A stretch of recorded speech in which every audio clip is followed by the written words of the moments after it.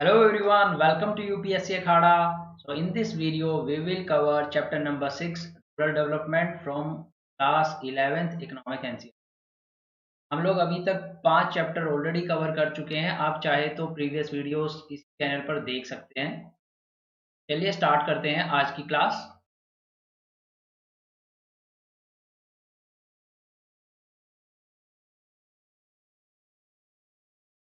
तो first, what will you learn from this? इस lecture से आपको क्या नॉलेज मिलेगी, ये हम कुछ पॉइंट्स में डिस्कस कर लेते हैं। First thing is that you will come to know what is the concept of rural development and major issues related with it. तो rural development as a concept क्या है और उससे कौन से इश्यूज है जो उससे रिलेटेड है, ये आप जानेंगे। सेकंड, आप ये जानेंगे कि रूरल एरिया की डेवलपमेंट क्यों बहुत ज़्यादा इम्पोर्टेंट है for the overall development of the country. ऐसा इसलिए कह सकते हैं क्योंकि 2/3 population of India resides in rural areas. तो यानी 2/3 पॉपुलेशन जब रूरल एरिया में रहेगी, ऑब्वियस है कि without the development of rural India we can not develop our country. The third point is critical role of credit and marketing system in rural development. अब किसी भी एरिया की development के लिए वहां पर फाइनेंशियल सेक्टर की अवेलेबिलिटी प्लस वहां पे मार्केट्स की अवेलेबिलिटी असेंशियल होती है, क्योंकि जब तक मार्केट्स नहीं होंगी तो कैसे एक्सचेंज ऑफ गुड्स अकर होएगा।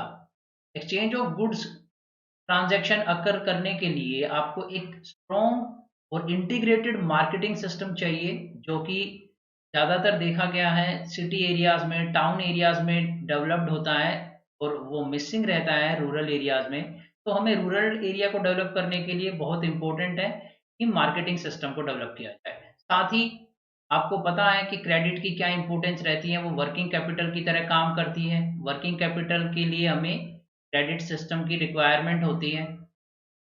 वर्किंग कैपिटल आप जानते होंगे, आपने अगर प्रीवियस लेक्चर देखे हैं तो वर्किंग कैपिटल का क्या मतलब होता है। Working capital basically raw material को परचेज करने के लिए आपको फाइनेंस की जो रिक्वायरमेंट होती है उसे वर्किंग कैपिटल कहते हैं।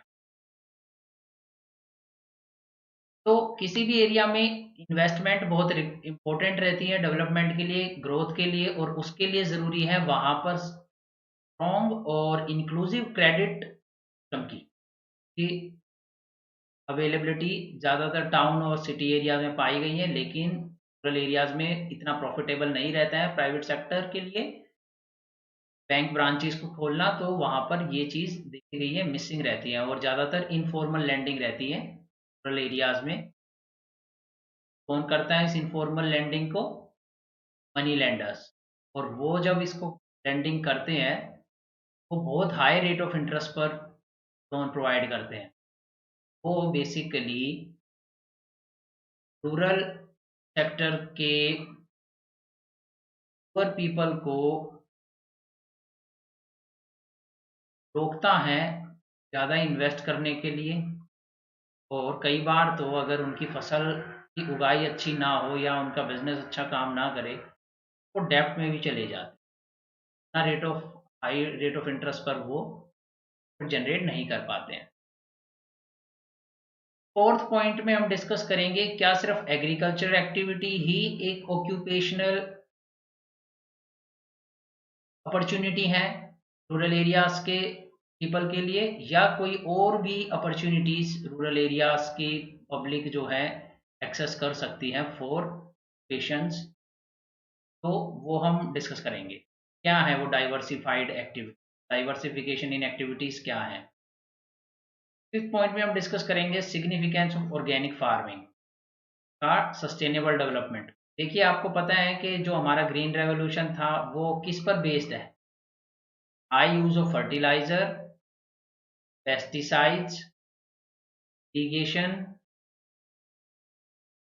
हमने देखा था ग्रीन रेवोल्यूशन में जो HYV हाइड वैरायटी यूज हुई है वो नॉर्मल वैरायटी ऑफ सीड से ज़्यादा इरिगेशन की रिक्वायरमेंट होती है, और फर्टिलाइजर्स की भी और पेस्टिसाइड्स की भी। वो ज़्यादा वल्नरेबल होता है पेस्ट के अटैक के। देयरफॉर इससे क्या हुआ, हाईली इंटेंसिव रिसोर्स फार्मिंग है ये, बहुत ज़्यादा इंटेंसिव, रिसोर्स इंटेंसिव फार्मिंग है ये। और इससे क्या हुआ है कि ओवरऑल CO2 और CH4 यानी मीथेन जो है ज़्यादा रिलीज होती हैं, और वो हमारे क्लाइमेट को भी इम्पैक्ट करती हैं, क्लाइमेट को भी इम्पैक्ट करती हैं, एनवायरनमेंट को भी डिग्रेड करती हैं, वाटर टेबल को भी रिड्यूस करती है, फर्टिलिटी को भी रिड्यूस करती हैं, तो सस्टेनेबल नहीं है। देयरफॉर हमें ऑर्गेनिक फार्मिंग की ज़रूरत है, और ताकि हम सस्टेनेबल डेवलपमेंट की तरफ जा पाएँ, और हमारा जो ग्रीन रेवोल्यूशन है वो सिर्फ ग्रीन रेवोल्यूशन ना रह के एवरग्रीन रेवोल्यूशन बन जाए। तो चलिए स्टार्ट करते हैं अब पॉइंट बाय पॉइंट हम अपनी डिस्कशन। तो पहले व्हाट इज रूरल डेवलपमेंट। अभी तक के डिस्कशन में आप समझ ही गए होंगे, रूरल डेवलपमेंट का मतलब है कि रूरल एरियाज में मार्केटिंग इंफ्रा डेवलप करना, फाइनेंस फाइनेंशियल डेवलपमेंट करना, financial sector credit market develop करना, और सिटी एरियाज में स्कूल्स होते हैं, कॉलेजेस होते हैं, हॉस्पिटल्स होते हैं, इस सारे बेसिक फैसिलिटीज और इंफ्रा को डेवलप करना ही रूरल डेवलपमेंट कहलाता है। साथ ही इसमें ये भी ऐड कर दीजिए कि overall living standard rural public का इम्प्रूव हो जाए, लिविंग स्टैंडर्ड, तो ये रूरल डेवलपमेंट कहलाता है।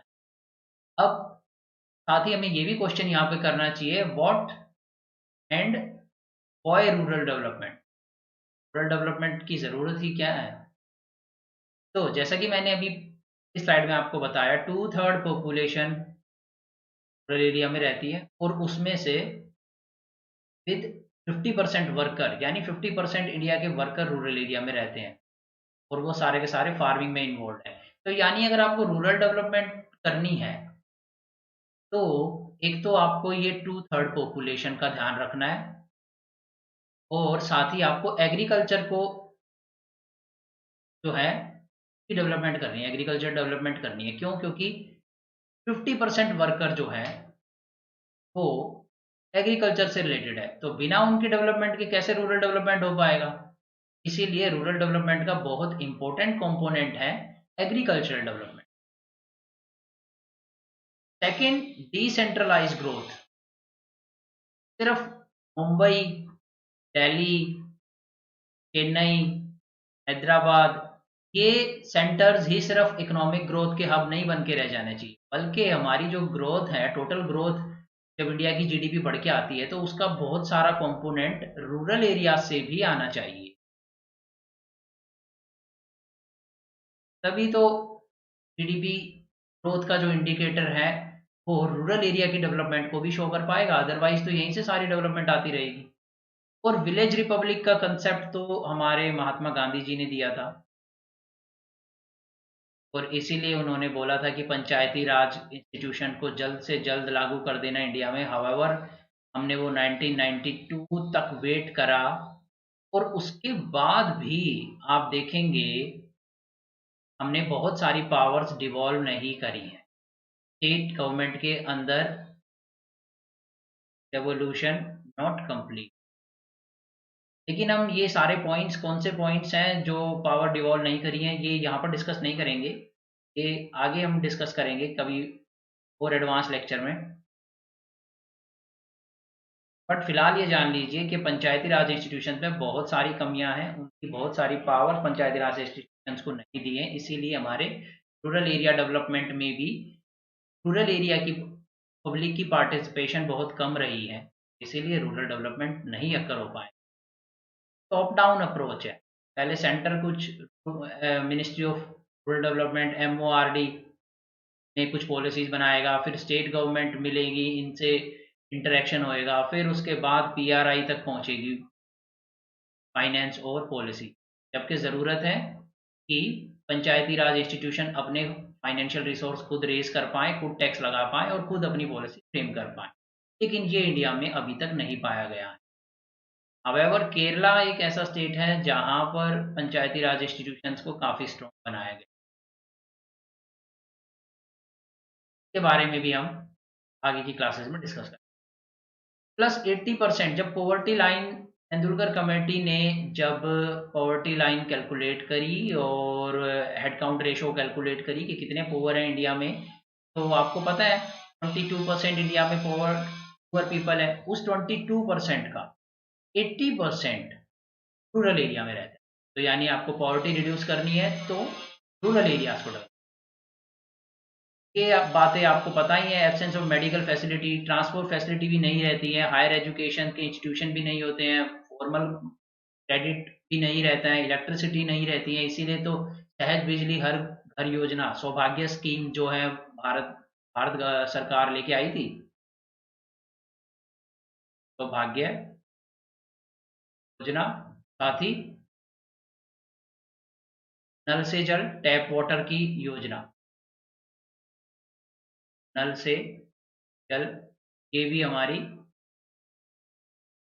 मिनिस्ट्री ऑफ जो है वाटर रिसोर्सेज या drinking water and water resource चला रही है इस पॉलिसी को, इस स्कीम को, नल से जल। और मॉडर्न टॉयलेट तो अब पता ही है आपको, स्वच्छ भारत अभियान का हिस्सा थे। ये सारी फैसिलिटीज प्रोवाइड करने के लिए, रूरल डेवलपमेंट के लिए ही तो ये स्कीम्स लाई जा रही हैं। अब absence of non farm activities like food processing. अब फूड प्रोसेसिंग रूरल एरियाज में अगर हो तो क्या फायदा होएगा? एक तो वेस्टेज नहीं होएगा, इतनी जल्दी हमारी हॉर्टिकल्चर की प्रोड्यूस जो है उगाई जाएंगे और ट्रांसपोर्ट करी जाएंगी तो वेस्ट कम होगा और प्रोसेसिंग में ज़्यादा प्रोडक्शन बढ़ेगी, प्रोडक्शन इंक्रीज होएगी। और फूड प्रोसेसिंग अगर रूरल एरियाज में होगी तो ऑल्टरनेटिव भी होगा लैंडलेस फार्मर के पास फूड प्रोसेसिंग की इंडस्ट्रीज में काम करने का। डिस्गाइज अनएम्प्लॉयमेंट भी घटेगी, जो कि हम लिविस मॉडल में बात कर चुके हैं, क्योंकि बहुत सारे लोग जब एक पीस ऑफ लैंड पर इन्वॉल्व होते हैं एक्टिविटी में, तो जो जो प्रोडक्टिविटी होती है पर लेबर वो रिड्यूस हो जाती है, क्योंकि रिक्वायरमेंट तो है नहीं। एक पीस ऑफ लैंड पर 5 बंदों की रिक्वायरमेंट है, लेकिन अगर 10 होंगे तो क्या ज़्यादा प्रोड्यूस होगा? नहीं। वो जो 5 है वो एक्सेस है, उसे ही डिस्गाइज लेबर कहा जाता है, डिस्गाइज लेबर। अब इस डिस्गाइज लेबर को हम जॉब अपॉर्चुनिटी प्रोवाइड कर सकते हैं अगर फूड प्रोसेसिंग भी फार्म साइड पर रूरल एरियाज में हो। तो ये काम भी चल रहे हैं, फूड पार्क्स बनाए जा रहे हैं, गवर्नमेंट इसको प्रमोट कर रही है food processing industries. Further, after the initiation of reforms, the growth rate of agriculture sector. ये देखिए एलपीजी जो रिफॉर्म्स थे 1990s के, उसमें एक इम्पोर्टेंट टारगेट जो था वो था फिस्कल डेफिसिट को रिड्यूस करना। अब फिस्कल डेफिसिट को जब रिड्यूस करने गई भारत सरकार तो पब्लिक स्पेंडिंग खुद ही गिर गई। और वो पब्लिक स्पेंडिंग कहाँ पर गिरी? वो हमारे एग्रीकल्चर सेक्टर में रिड्यूस हो गई। एग्रीकल्चर सेक्टर में जो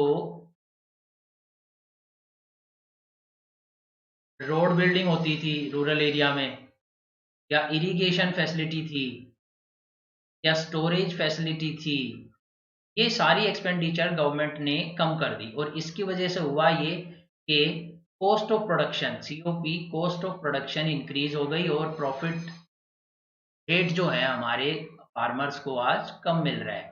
हावेवर एमएसपी राइज हो रहा है। एमएसपी राइज होने का मतलब ये थोड़ी ना है कि उन्हें प्रॉफिट भी इंक्रीज हो रहा है। क्यों? क्योंकि एमएसपी राइज हो रहा है due to cost of production. अब कॉस्ट ऑफ प्रोडक्शन राइज होगी तो ब्रेक इवन लाने के लिए, कॉस्ट को कवर करने के लिए एमएसपी तो इंक्रीज करना ही पड़ेगा।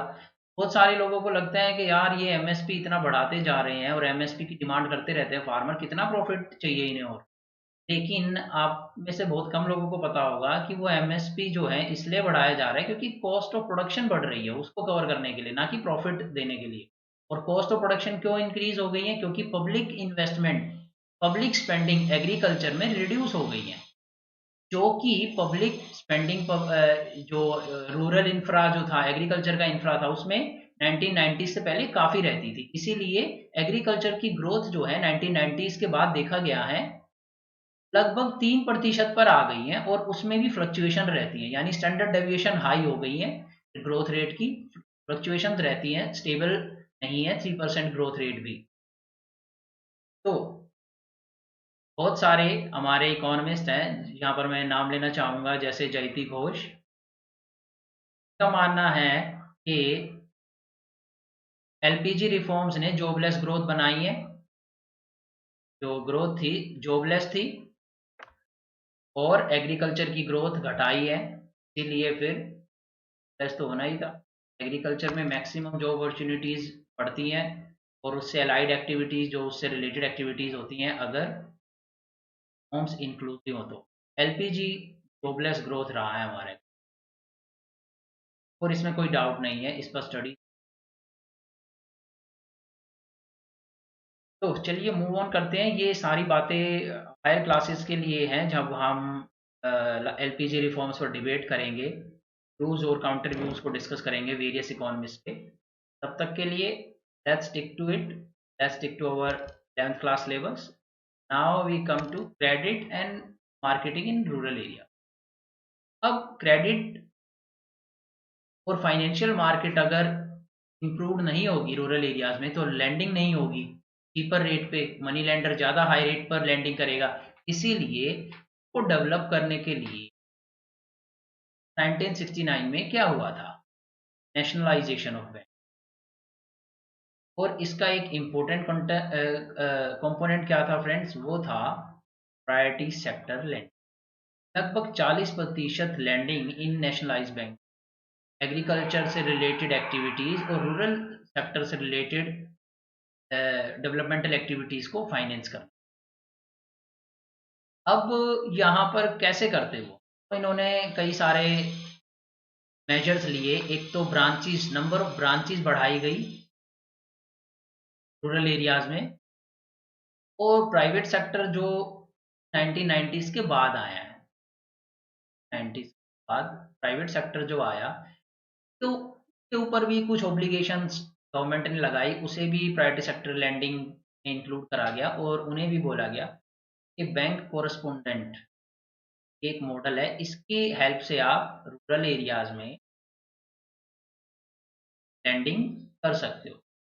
इसमें इसके ये अपॉर्चुनिटी प्रोवाइड करी गई इन्हें, ये फैसिलिटी, क्योंकि इसमें क्या होता है, बैंकिंग कोरस्पोंडेंट मॉडल में आपको ब्रांच खोलने की ज़रूरत नहीं होती है, बल्कि आप किसी एक जो फाइनेंशियल लिटरेट इंडिविजुअल रहता है और बैंकिंग सेक्टर से रिलेटेड एक्सपीरियंस रहा होता है जिस इंडिविजुअल का, उसकी हेल्प से वहाँ पर आप रूरल एरियाज में लैंडिंग और डिपोजिशन एक्टिविटीज़ टाउन की ब्रांच से कनेक्ट कर सकते हैं। एग्जाम्पल ये टाउन है, टाउन ए, और ये रूरल एरिया है बी। अब ये ब्रांच यहाँ पर खोलना इकोनॉमिकली वायबल नहीं है, फ़ायदा नहीं होने वाला। इतने यहाँ पर जो है ज़्यादा डिपॉजिट नहीं होते हैं जितना यहाँ पर वो मेंटेन करने में कॉस्ट लग जाए। बैंक एक तो एक है, ये जो टाउन है, इसमें मान लीजिए बैंक एक्स है, वो क्या करेगा, एक इंडिविजुअल रहेगा वाई, यानी बिजनेस कोरेस्पोंडेंट या बैंक कोरेस्पोंडेंट बिजनेस।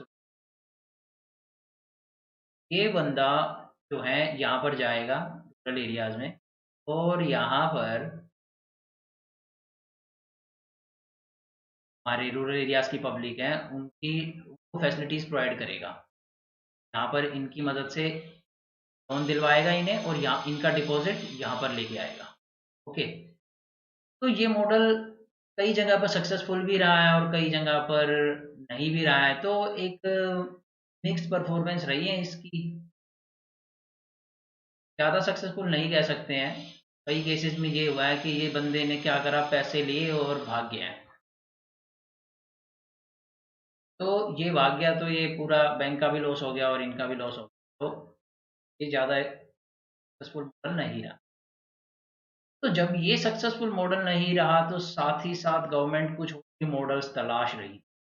उन्होंने नाबार्ड बनाया 1980 में, और उसकी मदद से और बहुत सारे इंस्टीट्यूशंस, सिडबी वगैरह जैसे हैं,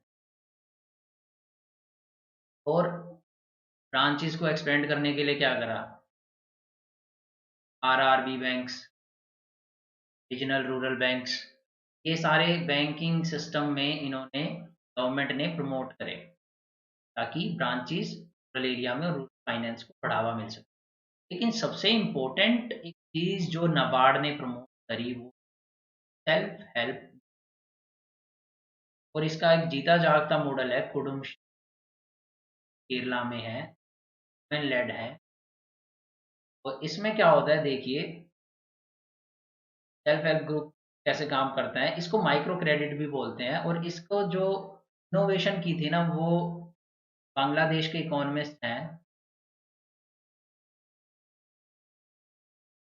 ये जसीन के साथ मिलकर भी डेवलपमेंट इंडेक्स पर काम कर चुके।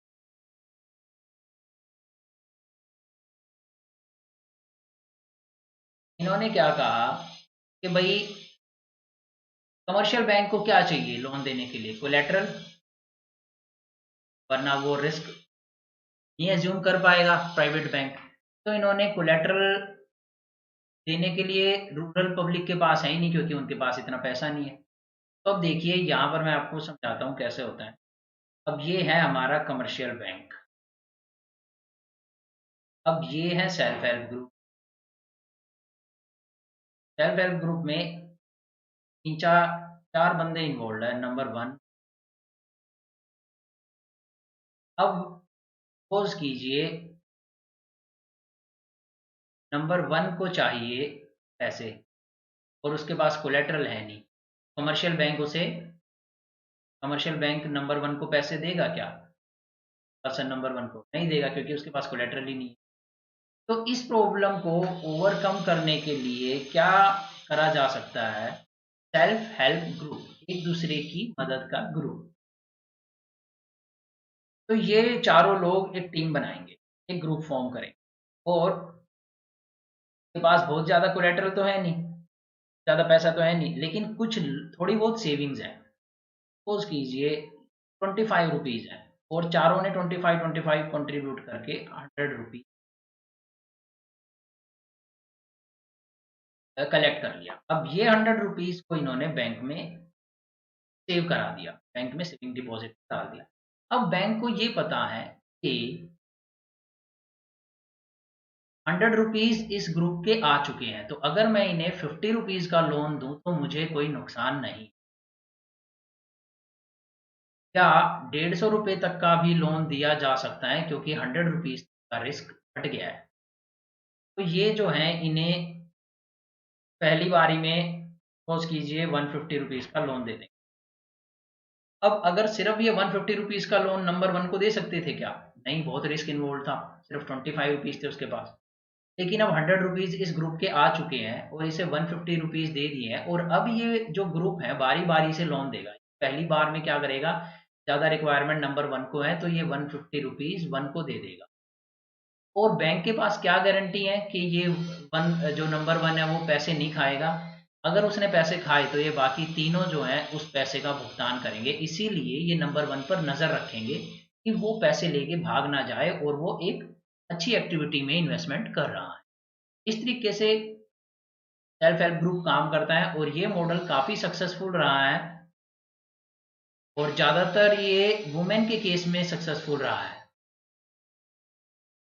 तो नाबार्ड ने इसे बढ़ावा दिया है, और ये सेल्फ हेल्प ग्रुप अप्रोच है पॉवर्टी रिड्यूस करने के लिए और रूरल एरिया में इन्वेस्टमेंट करने के लिए। अब बात करते हैं एग्रीकल्चर मार्केट सिस्टम। तो एग्रीकल्चर मार्केट सिस्टम में क्या क्या चीज़ों की रिक्वायरमेंट है। सबसे पहले तो असेंबलिंग, स्टोरेज की बहुत रिक्वायरमेंट है। जैसे ही आप गेहूं की कटाई करेंगे या राइस की कटाई करेंगे उसकी क्रॉप की, उसे स्टोर कहाँ करेंगे। प्रोसेसिंग की रिक्वायरमेंट है, और ट्रांसपोर्टेशन भी चाहिए वो मंडी तक या मार्केट तक ले जाने के लिए, वो पैकेजिंग भी अच्छी चाहिए वरना रोट हो जाएंगे वो बीच में ही। ग्रेडिंग भी चाहिए, सारी फसलें एक जैसी तो होती नहीं है स्टैंडर्ड में, तो प्राइस में डिफरेंस आएगा, तो ग्रेडिंग भी चाहिए, उसके लिए ग्रेडिंग करने के लिए भी इंफ्रास्ट्रक्चर चाहिए, फैसिलिटी चाहिए। तो हर जगह पे तो राइस नहीं उगाए जा सकते, कुछ ही स्टेट में उगाए जाएंगे। लेकिन डिस्ट्रीब्यूशन खाते तो पूरे इंडिया में है, राइस की कंजम्पशन तो हर जगह है, तो उसको डिस्ट्रीब्यूट करने के लिए भी अक्रॉस द कंट्री फैसिलिटी चाहिए, इंफ्रास्ट्रक्चर चाहिए। तो अब ये सारे काम जो हैं एक इंडिविजुअल स्मॉल मार्जिनल फार्मर तो कर नहीं सकता है, तो ये रिस्पॉन्सिबिलिटी कहाँ पर आती है, गवर्नमेंट पर आती है। अब गवर्नमेंट ने ओवर द टाइम 1960s से स्टार्ट करके अभी तक बहुत पैसा यहाँ पर स्पेंड करा है, और उसने मार्केट्स डेवलप करी हैं, जैसे कि आप जानते हैं सभी ईपीएमसीज को डेवलप करा है, स्टोरेज के लिए एफसीआई, स्टोरेज के लिए हमारा एफसीआई कॉरपोरेशन ऑफ इंडिया को डेवलप करा है, उसके गोदाम सिलोज रहते हैं जहाँ पर ये स्टोर होते हैं, और डिस्ट्रीब्यूशन के लिए पीडीएस शॉप्स को डेवलप करा है। तो एक बहुत सिस्टमेटिक और एक बहुत बड़ा large infrastructure facility government of India ने डेवलप की। बट अब गवर्नमेंट ऑफ इंडिया को लगता है कि टाइम आ गया है कि अब हमारा प्राइवेट सेक्टर इसके अंदर खुद इन्वेस्ट कर सकता है, क्योंकि ये जो फैसिलिटीज़ हैं एक तो अपग्रेड अकॉर्डिंगली नहीं हो पाई हैं विद द टाइम, और तो मॉडर्न एप्लीकेशन और मॉडर्न और ज़्यादा इनोवेटिव मॉडर्न फैसिलिटीज़ की ज़रूरत है, जहाँ पर गवर्नमेंट ऑफ इंडिया को लगता है प्राइवेट सेक्टर की इन्वॉल्वमेंट ज़्यादा इम्पोर्टेंट और ज़्यादा कंड्यूसिव।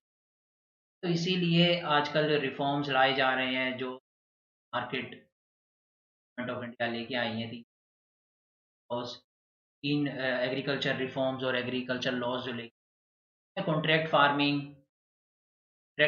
भी है, और एपीएमसी की मोनोपोली को हटाने की बातें भी करी गई हैं, मोनोपोली को हटाने की, लैंड लीजिंग की भी बात की गई है, लैंड लीजिंग एक्ट भी है, लैंड लीजिंग के लैंडलेस फार्मर तो आराम से लैंड को लीज कर पाए। तो कई सारी ये, साथ ही स्टॉकिंग की फैसिलिटीज भी हैं, स्टॉक कर पाए, क्योंकि जब स्टॉक नहीं कर पाएंगे तो प्राइवेट सेक्टर जो है स्टोरेज फैसिलिटीज में क्यों इन्वेस्ट करे। तो स्टॉकिंग की लिमिट इसलिए हटाई गई फ्रेंड्स, ताकि हम स्टोरेज में इन्वेस्टमेंट ला सकें प्राइवेट सेक्टर की, और एपीएमसी को भी हटाएंगे तभी तो मार्केट्स में भी प्राइवेट सेक्टर इन्वेस्ट करेगा। तो अब इसके अपने प्रोज एंड कॉन्स है, तो मैं उसके डिबेट में नहीं जाना चाहूँगा, क्योंकि चैप्टर में वो हमारे काम की बातें नहीं है, के बारे में हम डिटेल में आगे के लेक्चर्स में डिस्कस करेंगे। लेकिन ओवरऑल ये जो गवर्नमेंट की जो पॉलिसी मेकिंग है वो इस तरीके से शिफ्ट हो रही है। हमें एग्रीकल्चर मार्केट डेवलप करने की ज़रूरत है, और गवर्नमेंट को लगता है कि भाई उनका काम अब पूरा हुआ, उनका रोल पूरा हो चुका है। अब सिचुएशन ऐसी आ चुकी है हमारे एग्रीकल्चर सेक्टर में, रूरल एरियाज की मार्केट सिस्टम में, कि प्राइवेट सेक्टर लीड करे, तो इसीलिए रिफॉर्म्स लाए जा रहे हैं। कॉन्ट्रैक्ट फार्मिंग बेसिकली शॉर्टनिंग करता है वैल्यू चेन को, फ्रॉम फार्म टू प्लेट। मैं एग्जांपल बताता हूँ सीधा, जैसे कि आपको मैकडोनाल्ड्स पोटैटो चाहिए, और वो सीधा कॉन्ट्रैक्ट कर ले फार्मर से। अब फार्मर को कहीं एपीएमसी नहीं जाना है, ना कोई स्टोरेज का लफड़ा पालना है, फार्मर को सीधा से पोटैटो उगाने हैं, और मैकडी की वैन आएगी, उन पोटैटोज को ले जाएगी, और वहाँ पर सीधा प्रोडक्शन होएगी, यानी फ्रेंच फ्राइज की, और फ्रेंच फ्राइज आपकी प्लेट में आ जाएंगी। ये एक आ गया है farm to plate. So now let's move to another slide, and this is diversification in productive activity। क्या सिर्फ एग्रीकल्चर सफिशिएंट है, यानी फार्मिंग, क्रॉपिंग, एग्रीकल्चर वैसे ब्रॉड टर्म है, उसमें काफ़ी सारे आते हैं एक्टिविटीज़, लेकिन अभी हम बात कर रहे हैं farming and cropping in agriculture. Farming और क्रॉपिंग जो है क्या वो सफिशिएंट है जॉब अपॉर्चुनिटीज प्रोवाइड करने के लिए? नहीं, ऐसा नहीं है, और ऐसा इसलिए नहीं है क्योंकि वहाँ पर डिस्गाइज लेबर है, आपको पता ही है, डिस्गाइज लेबर हम बार बार इसके बारे में डिस्कस कर चुके हैं। अब क्या ऑल्टरनेटिव्स हैं? ऑल्टरनेटिव्स के बारे में हम एलाइड एक्टिविटीज कौन सी है जो एग्रीकल्चर से रिलेटेड एलाइड के साथ ही एग्रो प्रोसेसिंग इंडस्ट्रीज अगर हम गांव के एरिया में रूरल एरिया में लगाते हैं तो वो भी डिस्गाइज लेबर को जॉब अपॉर्चुनिटी प्रोवाइड करेंगे। एलाइड एक्टिविटीज में फिशरीज आ जाएगा, पोल्ट्री आ जाएगा, एनिमल हस्बेंड्री आ जाएगा। तो ये सारे जो हैं जॉब अपॉर्चुनिटी है डिस्गाइज लेबर जो कि फार्मिंग सेक्टर में है, सरप्लस लेबर। अब ये तनवा जो है एक सेल्फ हेल्प ग्रुप कह लीजिए इसे, जो तमिलनाडु में काफ़ी सक्सेसफुल रहा है और ये वुमेन को ट्रेन करता है लेटेस्ट एग्रीकल्चरल टेक्निक्स, और इससे वुमेन की एक्टिव पार्टिसिपेशन और एग्रीकल्चर प्रोडक्ट फैमिली इनकम सभी इस गई है, सक्सेसफुल रहा है काफ़ी तनवा। तो ये एक टर्म आप यूज़ कर सकते हैं से कैसे कल्चर सेक्टर में वुमेन को कैसे एरिया में हेल्प करी गई है एक। अब ये एनिमल हस्बेंड्री का चार्ट है फ्रेंड्स, ये मैं आपको शो करना चाहता हूँ कि इंडिया में लगभग 30 करोड़ था कैटल्स हैं, और जिसमें से 10 करोड़ 8 लाख बफेलोज हैं। अब ये चार्ट आप देख सकते हैं, ये है तो डेटा पुराना 2012 का। इसमें देख सकते हैं आपकी जो एलाइड एक्टिविटीज़ का कंट्रीब्यूशन है एग्रीकल्चर में, तो देखिए 58% तो पोल्ट्री का है, 58% तो पोल्ट्री का है, 1% पिग का है, और आपका ये भी काफ़ी मेजर पोर्शन है कैटल एंड बफेलोज का 24%, गोट का 16% है। तो खास बात यहाँ पर ये है फ्रेंड्स कि मिल्क की प्रोडक्शन इंडिया में 10 टाइम्स इंक्रीज हुई है बिटवीन 1951 टू 60, लेकिन हमारी यील्ड जो है वो बहुत लो है। However, हमारे इंडिया में लार्जेस्ट नंबर ऑफ कैटल्स हैं, यानी बफेलोज एंड कैटल्स जो है वो लार्जेस्ट नंबर है पूरे वर्ल्ड में, सबसे ज़्यादा कैटल्स एंड बफेलोज इंडिया में है, लेकिन पर कैटल जो यील्ड है वो लो है। उसका रीज़न एक तो मैं आपको बताऊं, नेचुरल रीज़न भी है उसका। उसका रीज़न ये है कि भाई हमारे यहाँ प्रेरीज तो नहीं है, इंडिया में ग्रासलैंड की कमी है। इंडिया में ग्रास देखा गया है, इंडिया में ग्रासलैंड्स नहीं है, आप सभी को पता है। तो ग्रासलैंड नहीं है तो यानी ना प्रेरीज हैं, ना पंपास हैं, ना पुस्टैज हैं, ये सारे के सारे ग्रासलैंड्स जो कि मिल्क की प्रोडक्शन में बढ़ावा देते हैं वो नहीं है, ग्रेजिंग में जो हेल्प करते हैं। अगर ये हमारे पास नहीं है तो हमें ऑल्टरनेटिव स्ट्रेटेजी ढूंढनी पड़ेगी उनकी कंजम्पशन के लिए, हमें डिफरेंट डिफरेंट उनका फूड, या फिर हमें हाइब्रिड बनाने पड़ेंगे अपने एनिमल्स की, अच्छी ब्रीडिंग करनी पड़ेगी। तो हमारे पास क्या है ऑप्शन, ब्रीडिंग। अब ग्रासलैंड्स यानी हम जो हैं लैटिट्यूड तो चेंज नहीं कर सकते हैं अपनी कंट्री का, वो तो नेचुरल है, वो तो गॉड गिफ्टेड है, लेकिन हम ब्रीडिंग से अपनी जो है ब्रीड्स को इम्प्रूव कर सकते हैं, इंटरब्रीडिंग। तो इंटरब्रीडिंग से हम अपनी ब्रीडिंग की क्वालिटी इम्प्रूव कर सकते हैं, साथ ही हम ऑल्टरनेटिव फूड प्रोड्यूस कर सकते हैं। और कैटल्स में जो बीमारियां हो गई हैं, फुट एंड माउथ डिजीज और वायरल डिजीज हो गई हैं, जो बैक्टीरियल डिजीज, उन्हें हम खत्म कर सकते हैं। यहाँ पर हम अगर टेक्नोलॉजी की बात की जाए तो बायोटेक्नोलॉजी की मदद ले सकते हैं, जीनोम एडिटिंग करके, हम बेटर ब्रीड्स डेवलप कर सकते हैं, लेकिन ये खतरे से खाली नहीं है, ये पर ज़्यादा रिसर्च की जरूरत। अब आते हैं बात फिशरीज तो फिशरीज की इंपॉर्टेंस इतनी ज़्यादा बढ़ गई है फ्रेंड्स के recently ministry of fisheries develop करी गई है, इस्टेब्लिश करी गई है।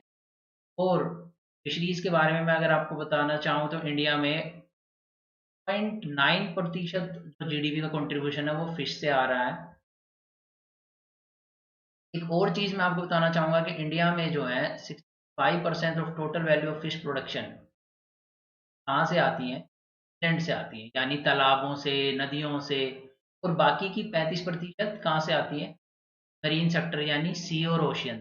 तो यानी अगर देखा जाए तो सी और ओशियन में ज़्यादा फिशेज होती हैं, लेकिन वहाँ पर से हमारा कंट्रीब्यूशन कम है। और उसका रीज़न क्या है, हमारे पास फैसिलिटी नहीं है deep sea fishing, deep sea fishing की टेक्नोलॉजी और फैसिलिटीज नहीं है। क्यों? क्योंकि हमारे जो मछुआरे हैं, हमारे जो फिशरमैन हैं, वो पुअर हैं और मार्जिनल फिशरमैन हैं, मार्जिनल और स्मॉल फिशरमैन। तो उनके पास इतनी कैपिटल नहीं है कि भाई वो बहुत बढ़िया टेक्नोलॉजी, बड़े नेट्स और डीप सी फिशिंग में जो इक्विपमेंट्स चाहिए उसमें वो इन्वेस्ट कर सके। वो बेचारे अपनी रिकेटी बोट्स, टूटी बोट्स से गुजारा करते हैं और थोड़ी बहुत ही उनकी सस्ते, मतलब लगा लीजिए सर्वाइविंग स्ट्रेटेजी है उनके लिए फिशिंग, ना कि profit making. Subsistence fishing fishing करते हैं वो, सब्सिस्टेंस फिशिंग। सब्सिस्टेंस फिशिंग ये वर्ड आप याद कर सकते हैं। तो इसीलिए इंडिया की जो मेजर, जहाँ पर ज़्यादा फिशेज पाई जाती है वहाँ पर इंडिया डेवलप नहीं कर पाया है, इनफैक्ट इंग्लैंड से ज़्यादा आ रही है। अगर वहीं हम बात करें नॉर्वे की,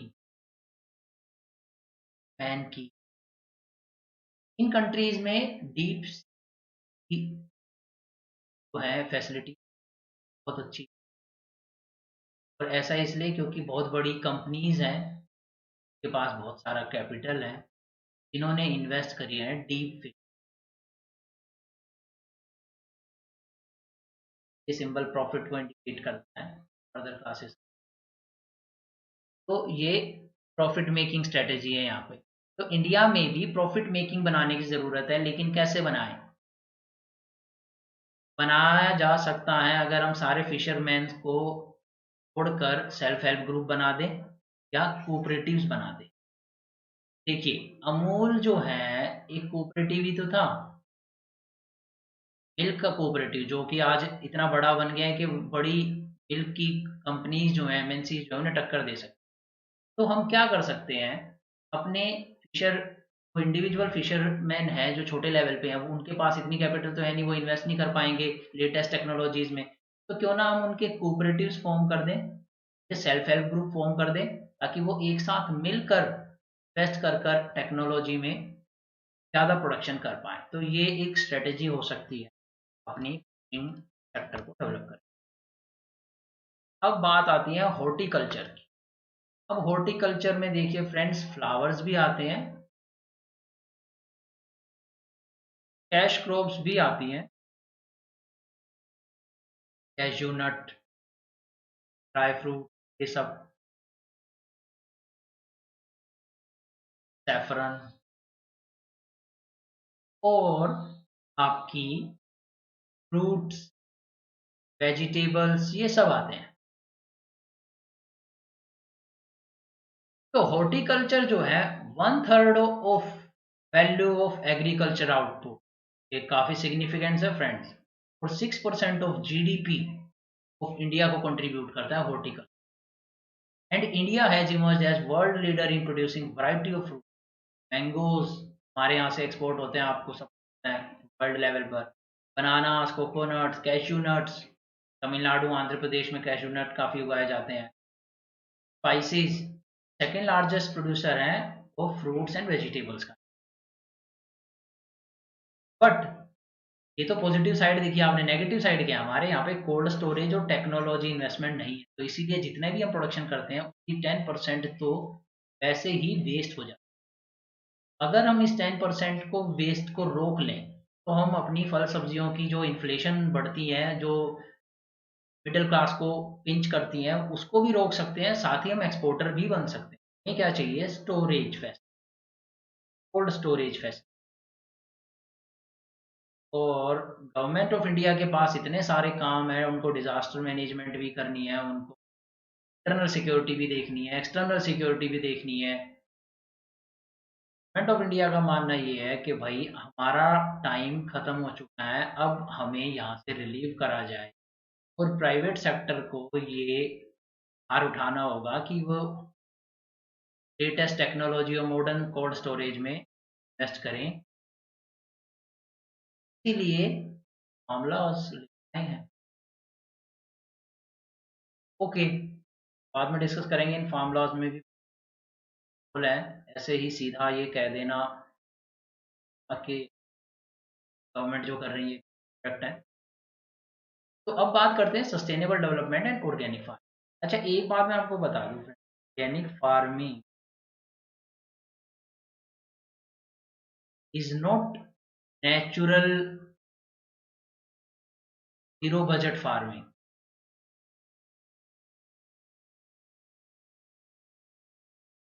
ये कंसेप्ट भी आपने रिसेंटली न्यूज में देखा होगा। तो ऑर्गेनिक फार्मिंग का मतलब है कि उसमें कोई मैन मेड मैन्युफैक्चर्ड फर्टिलाइजर नहीं होगा, मैन मेड फर्टिलाइजर या पेस्टिसाइड नहीं होगा। लेकिन ये कहीं पर नहीं कहा गया है कि वो ज़ीरो बजट है या एकदम नेचुरल है, क्योंकि इसमें ऑर्गेनिक का मतलब सिर्फ इतना है कि आप जो है मैन्योर नेचुरल होगी, जिसमें कोई बजट नहीं होगा। काव डंग केक हो गया, जैसे काव डंग केक हो गया, काव डंग आपने यूज़ कर लिया, काव यूरिन यूज़ कर लिया। तो ये किसका कंपोनेंट है? ये है नेचुरल ज़ीरो बजट, क्योंकि देखिए ज़ीरो बजट है। आप जो है कैटल रेयरिंग तो कर ही रहे हैं, एनिमल हस्बेंड्री तो कर ही रहे हैं, तो उनसे जो वेस्ट प्रोडक्ट आया आपने वो फार्म में यूज कर दिया, तो ज़ीरो बजट हुआ और नेचुरल भी है वो।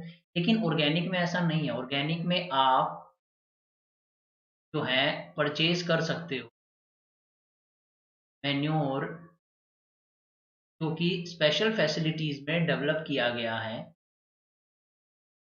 केंचुए की खेती कर कर या दूसरे वर्म्स से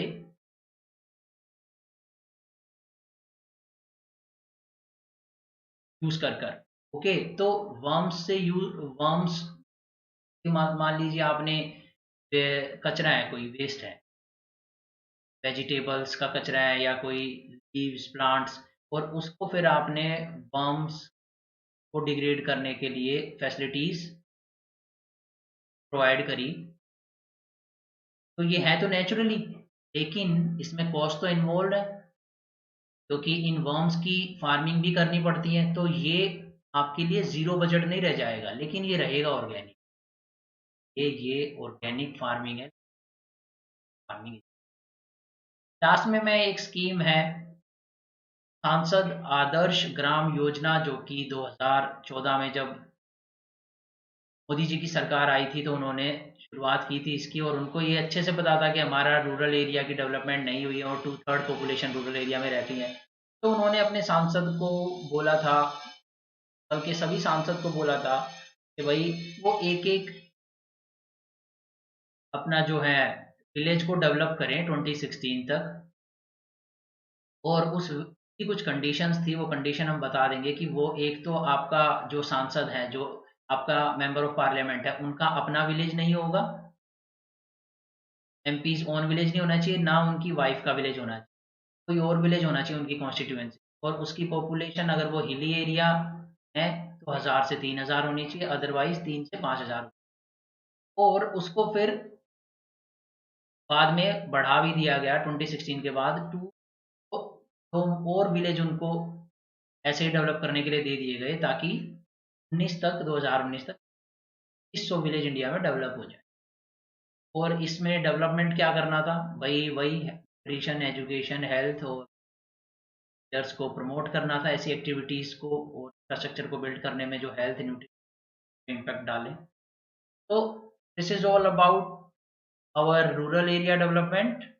So I will meet you in next video. Till then, just revise this and keep it up. Stay safe.